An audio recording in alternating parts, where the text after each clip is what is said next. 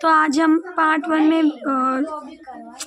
आज हम short question जो बैंकिंग के हैं जो मोस्ट एमपी है उसका मैंने पहले भी पार्ट 1 वीडियो में डाला है। अभी पार्ट 2 है जिसमें आगे के क्वेश्चन हम पढ़ेंगे। तो पहला है वीमो एटले शू।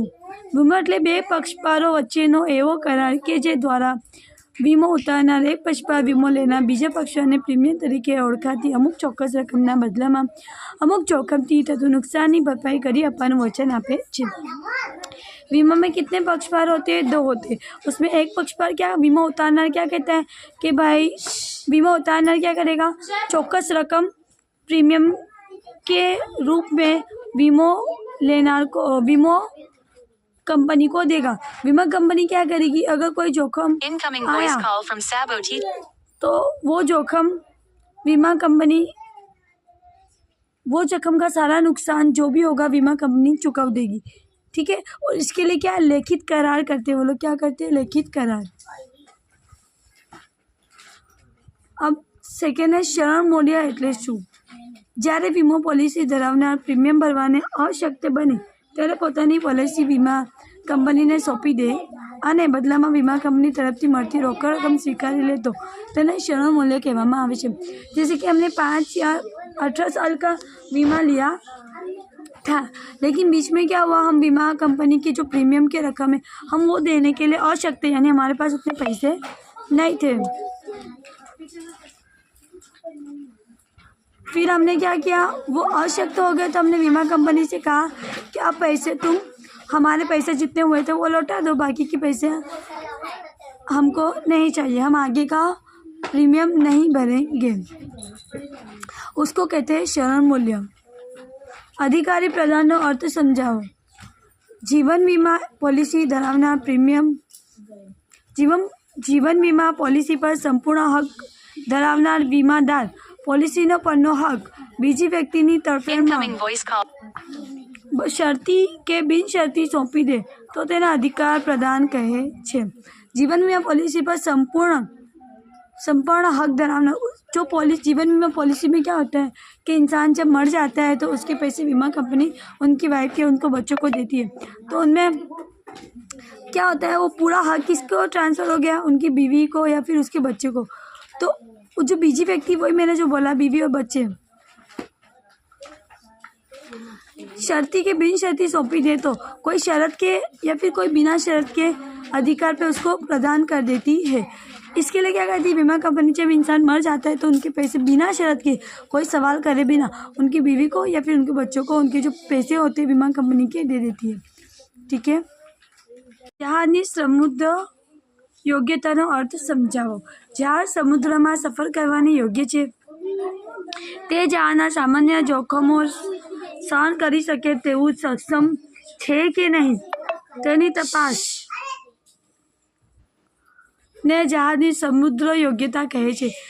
जहाज योग्य है मतलब कि अच्छे आयरन लोखंड से बनाया गया है, उसके अंदर कोई खामी नहीं है, उसको चेक करती। पहले क्या करती है बीमा कंपनी, जब जहाज का बीमा लेते हैं तब बीमा कंपनी चेक करती है कि जहाज योग्य है या नहीं।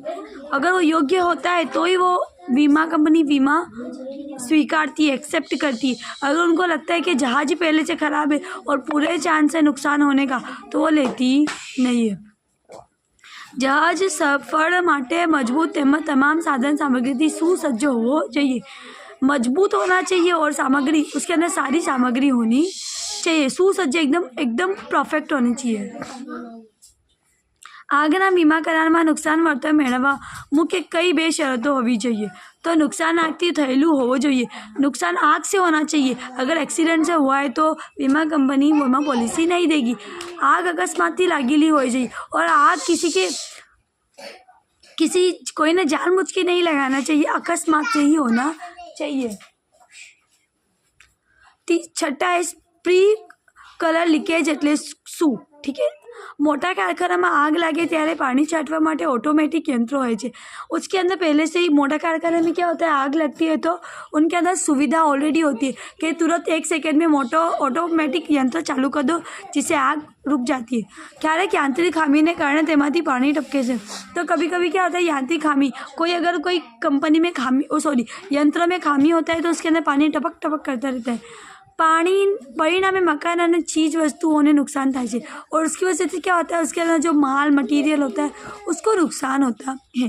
आना नुकसान માટે स्प्रिंकलर लीकेज पॉलिसी रक्षण આપે છે। इसके लिए कौन सी पॉलिसी ली जाती है, स्प्रिंकलर लीकेज पॉलिसी, कि जो लीकेज होने के सामने रक्षण देती है।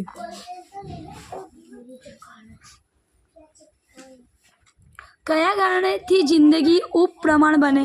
ઉપપ્રમાણ, प्रमाण जिंदगी અને વીમા માટે अयोग्य जिंदगी ने उपप्रमाण जिंदगी कहे छे। प्रमाण जिंदगी हम हमारी ज़िंदगी को माप सकते नहीं है, ठीक है। बीमार માટે अयोग्य जिंदगी ने, उसके लिए जो पीरियड होते हैं हम ऐसा नहीं बोल सकते भाई ये व्यक्ति 50 साल जिएगा, कोई पर्टिकुलर कभी 30 साल भी जिए, कोई जल्दी सीधा है, कोई जल्दी मर जाता है। उपप्रमाण जिंदगी માટે વીમા કંપની सामान्य दर करता વધુ दरे वीमो आपे छे। उपप्रमाण जिंदगी में क्या होता है कि उसके अंदर रिस्क ज़्यादा होता है, जोखम ज़्यादा होता है, तो बीमा कंपनी क्या करती है, વધુ वीमो, ज़्यादा वीमो देती है। આગના વીમા કરારમાં પ્રતિષ્ઠાનું પ્રમાણપત્ર કયા કારણથી જોવા મળે છે?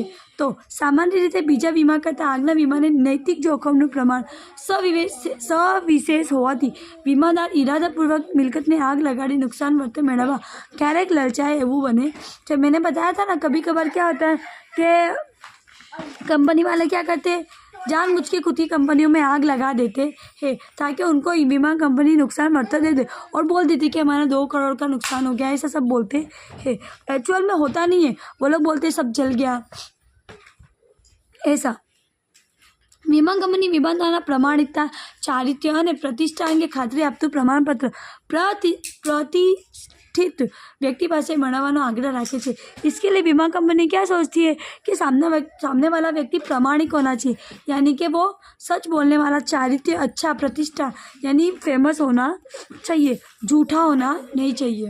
इसलिए उनके पास एक सर्टिफिकेट लेती है, ठीक है, उसको प्रमाण पत्र कहते हैं। पुनः वीमो એટલે શું?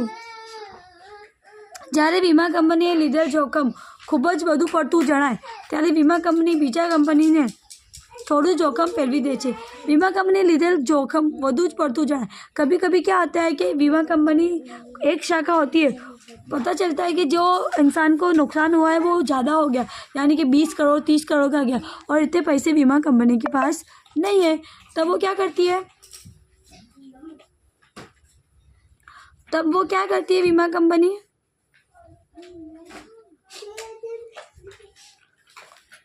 खुद का जो जोखम होता है वो दूसरी बीमा कंपनी को ट्रांसफ़र कर देती है कि भाई इतना जोखम तू भरपाई कर।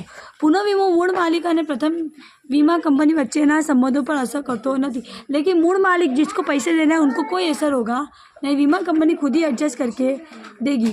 मोटी कीमतें मिलकतना वीमानी जवाबदारी को ये कंपनी उपाड़ी सके नहीं, त्यारे पुनः वीमो लेवाय छे। मोटी कीमत की मिलकत, जाने कोई मिलकत की कीमत बहुत ज़्यादा होती है, 15-20 करोड़ या ज़्यादा होती है, तो क्या होता है बीमा कंपनी खुद एकली विचारी कर सकती नहीं है, तो दूसरी पुनः बीमा, उसके लिए दूसरी कंपनी की हेल्प लेती है, उसे कहते हैं पुनः बीमा। वर्षासन एटले शुं? ये मैंने तुम्हें पहले भी शॉर्ट क्वेश्चन में समझाया। वर्षासन का अर्थ वीमा कंपनी तरफथी कोई एक व्यक्ति ने तेने निश्चित जिंदगी दरमियान आपवामां आवती सामायिक रकम यानी सामटी रकम, जेना बदले वर्षासन लेनार वीमा कंपनी ने करारनी शुरुआत में ज एक मोटी रकम आपे छे। वर्षासन यानी कि जैसे कि हम 20 साल की व्यक्ति क्या करती है, इकट्ठा रकम दे देती है, बोलती है कि भाई 50 साल का होऊंगा तब मुझे दे देना, तो वो जो 50 साल की उम्र है वो है वर्षासन। तब बीमा कंपनी वो सामटी रकम बीमादार को दे देती है। मेडिक्लेम पॉलिसी समझाओ। मेडिक्लेम पॉलिसी आजकल बहुत फेमस हो रही है। पॉलिसी लेनारने वीमा कंपनी માંદગી અંગે જે ઈજા થતાં જે હોસ્પિટલનો ખર્ચ કરવો પડે તે ભરપાઈ કરતી વીમા પॉलिसीને मेडिक्लेम पॉलिसी कहवामां आवे छे। वीमा कंपनी क्या करती है, कोई कंपनी क्या लेता है, कोई इंसान क्या लगता है खुद का मेडिक्लेम। आजकल प्राइवेट कंपनी फ्री में मेडिक्लेम देती है।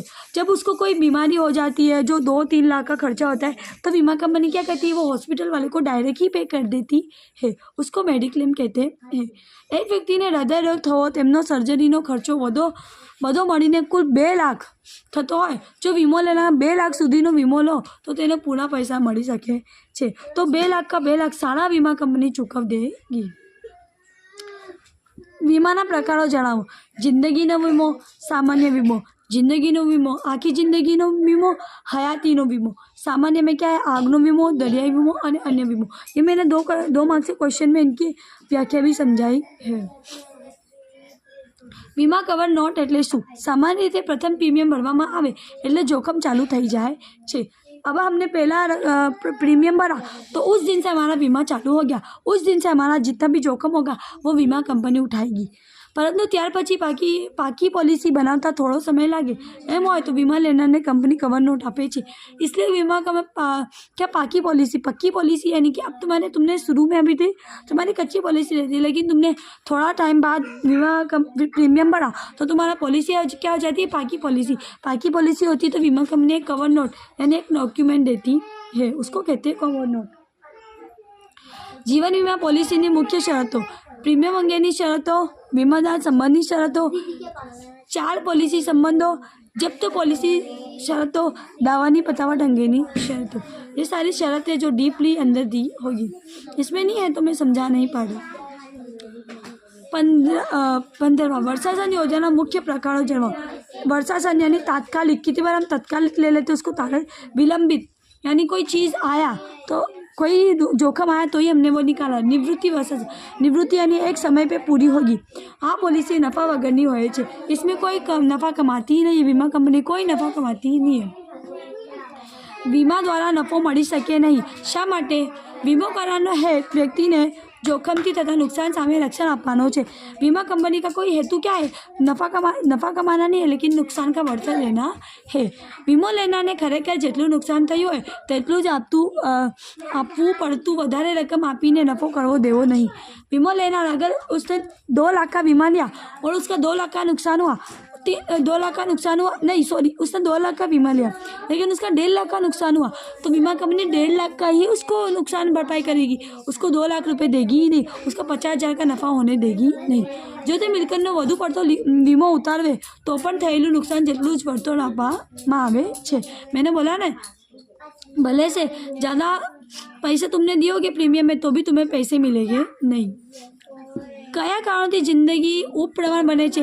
तंदुरुस्ती जोखम में आवानी शक्यता, जैसे कि किसी को हृदय रोग हो गया, हार्ट अटैक, शुगर जैसी बीमारी हो गई। तो वर्तमान में खामी वाली तंदुरुस्ती, अगर वर्तमान में कोई खामी वाली तंदुरुस्ती यानी तुम बार बार बीमार पड़ते हो तो व्यक्तिगत कुटेवो, खुद की गंदी कुटेवो, जैसे कि किसी को दारू पीने की कुटेव होती है, सिगरेट की कुटेव होती है, तो फिर उसको बीमारी होनी है। जोखमी कामकाज, हम जहाँ काम कर रहे हैं वो क्या है, जोखम वाला है। जहाज में काम कर रहे तो वो जोखम वाला है। वारसागत रोग, कोई वारसागत यानी कि पीढ़ी से हमें वो रोग मिला है, जैसे कि किसी को बीमारी होती है जो उनके दादा परदादाओं से मिलती है। बिन आरोग्य रहठान, जहाँ हम लोग रहते हैं वो रहठान ही जोखम वाला है। जैसे कि जापान में रहते हैं तो वहाँ पे कैसे बार बार भूकंप आने की संभावना है, ठीक है, वो रहठान खराब है। आगना वीमानी नफा खोट पॉलिसी टूंकमां समझाओ। आगना वीमा में परोक्ष और प्रत्यक्ष एम 2 प्रकारना नुकसान। परोक्ष यानी कि छुपा, प्रत्यक्ष यानी सामने। प्रत्येक नुकसान वळतर आपवा माटे आगना वीमानी अनेक पॉलिसी है, बहुत सारी अलग अलग पॉलिसी है। परोक्ष नुकसान जेवा कि कारखानों बंद रहे छे, यानी कारखाना बंद रहता है तो भी तो नुकसान होता है। कर्मचारियों पगार, तो ये कारखाना बंद होगा तो भी कर्मचारी को पगार देना पड़ेगा, तो वो लोग खोट हुआ ना, भाड़ू भी चुकवना ही पड़ता है। जेवा पारिणामिक नुकसान वळतर नफाखोटनी पॉलिसी द्वारा आपवामां आवे छे, तब हमें ये वाली पॉलिसी लेनी पड़ती है नफाखोट की। आगना वीमानी गर्भित शरतो, જ્યારે पॉलिसी लेवामां आवे त्यारे वीमादारનું वीमा योग्य हित होवुं જોઈએ। जब पॉलिसी लेते हैं वीमा का क्या होना चाहिए, योग्य अच्छा हित होना चाहिए। ऐसा नहीं कि भाई मैं नफ़ा कमा लूँगा, ऐसा नहीं सोचना। पॉलिसी लेवामां आवे त्यारे वीमा वस्तु अस्तित्व धरावे छे। जब पॉलिसी ले रहे तो वीमा वस्तु अस्तित्व में होना चाहिए, ठीक है। संपूर्ण भरोसाना हितનું दरखास्त पत्र भरती वखते वीमादार ચુસ્તપણે પાલન કરશે અને વીમો લેનાર કોઈ પણ માહિતી છુપાવશે नहीं। जब वो लोग डॉक्यूमेंट बनाते हैं तो बीमादार क्या बोलता है, वो सॉरी बीमा कंपनी बोलती है कि तुम्हारी जो भी खामी है तुम लिख के मुझे दे दो, कोई भी चीज़ मुझसे छुपाना मत। ठीक है, उसको ये दो शरत है। दरियाई बीमारी पॉलिसीना समयनी दृष्टिना प्रकार जણાવો। पहला क्या है, समय पॉलिसी, सफ़र पॉलिसी, संयुक्त पॉलिसी। ठीक है, समय यानी समय के दरमियान 2 साल की पॉलिसी, सफ़र यानी सफ़र के दरमियान की पॉलिसी, संयुक्त यानी समय और सफ़र दोनों की पॉलिसी। ठीक है, चलो तो हमने पढ़ लिया है, उम्मीद है आपको समझ आया होगा। Thank you.